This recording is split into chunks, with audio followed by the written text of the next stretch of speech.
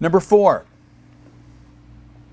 Which of the following is not a step in an auditor's assessment of control risk, or RMM? So which of the following is not a step in the auditor's assessment? Evaluate the effectiveness of internal control with T of C. Is tests of controls part of? Yes. B, obtain an understanding of the entity's information system and control environment. Understanding environment, yes. C, perform tested details of transactions to detect material misstatements. We just learned the term tested details, which we cover in audit evidence. Tested details is substantive testing. We're not going to do that until substantive testing. This is internal control. So thinking of the chart that we had earlier where we said plan the audit, then go through internal control, then do substantive testing, then draft the audit report, we're not there yet. Consider whether controls have a pervasive effect on the financial statement. Pervasive, yes, we need to consider that. Best answer, C, because which of the following is not a step? Again, keyword not. That means 1 is not, 3 are. Number 5.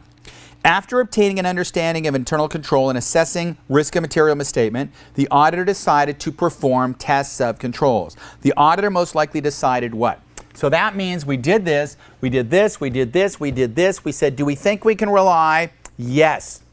We'll do the combined approach. We're going to go ahead and do T of C. Why would we normally do this? Why would we say this? Because we think there are controls. We think they're going to be reliable, cost benefit. That's why we're going to do it.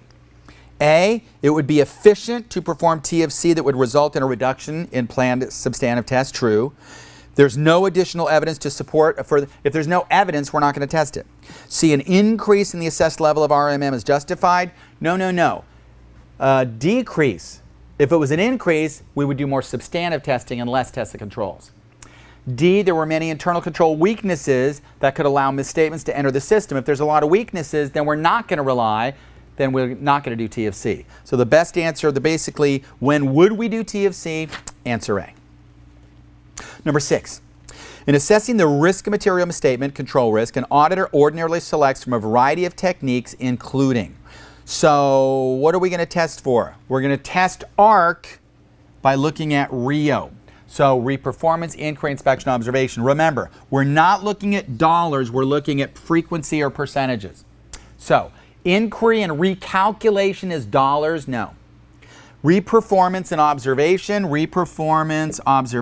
maybe. Remember, kind of like relationships. Don't commit, give it a maybe.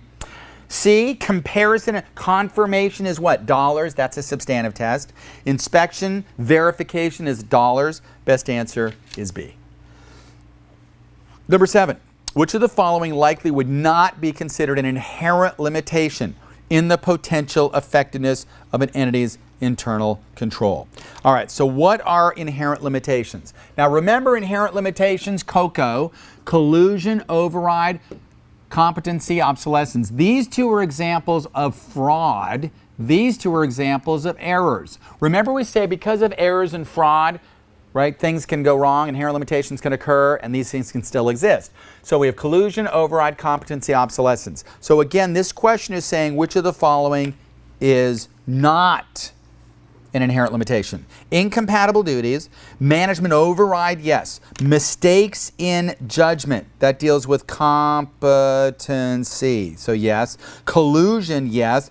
Incompatible duties, that's not an inherent limitation. We don't want that to happen. We want a segregation between ARC, authorization, recording, custody, comparison. So there, in that particular case, incompatible duties is not an inherent limitation. It's just something that we want to try to avoid from happening.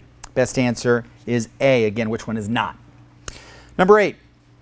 When considering internal control, an auditor should be aware of the concept of reasonable assurance, which recognizes what? We just said reasonable assurance that the cost should not exceed the benefit. Internal control may be ineffective due to mistakes in judgment and personal carelessness. That's not inherent. That's not reasonable assurance. That's inherent limitations. Adequate safeguarding over access to assets and records should permit an entity to maintain proper accountability. Access to assets, that was part of our objectives. Our objectives were A in a whole, accurate, reliable statements, safeguarding of assets. Establishing and maintaining internal control is an important responsibility of management. Well, but that's not reasonable assurance. The cost of internal control should not exceed the benefits. That is the concept of what? Reasonable assurance.